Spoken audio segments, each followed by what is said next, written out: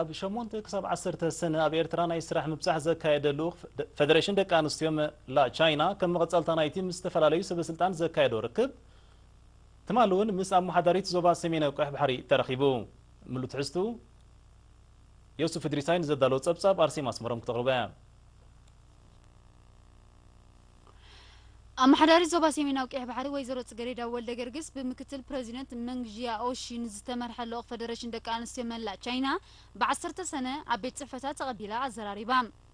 እቲ ርክብ ኣብ መንጎ ኤርትራን ቻይናን ዘሎ ሽርክነታዊ ምሕዝነት ኣብ ምዕዛዝ ከምኡውን ንክልቲአን ሃገራት ዘተኣሳስር ኣብ ዝተፈላለየ መዳያት ዘሎ ሓባራዊ ርድኢት ኣብ ምሕያል ዘተኮረ ነይሩ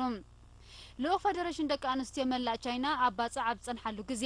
ኣብ ቤተ መዘክር ዞባ ሰሜናዊ ቀይሕ ባሕሪ ድሕሪ ምብጻሕ ንዝተዓዘቦ ምስ ባህልን ፍትሓዊ ገድሊ ህዝቢ ኤርትራን ዘላለ ትሕዝቶ ብኣድናቖት ገሊጹ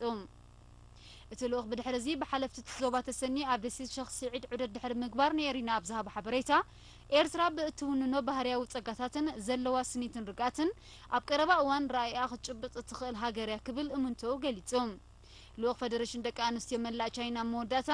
ኣብ ባፅዕን ከባቢኣን ዝገበሮ ዑደት ምስ ዛዘመ ብምምሕጃር ዞባ ሰሜናዊ ቀይሕ ባሕሪ ኣብ ዝተገብረሉ ናይ ምሳሕ እንግዶት ተሳቲፎም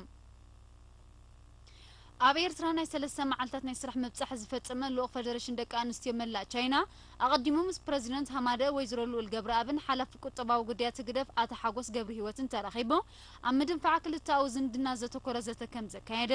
ከምኡውን ብኣባላት ሃማደ ኣብ ከባቢ እምባ ደርሆ ዝተሰላሰለ ናይ ምግራብን ምዕቃብ ሓመድን ማይን ንጥፈታት ከም እተዓዘበን ብሃማደ ዝእለ ትካላት ከም ዝበፅሐን ይፍለጥ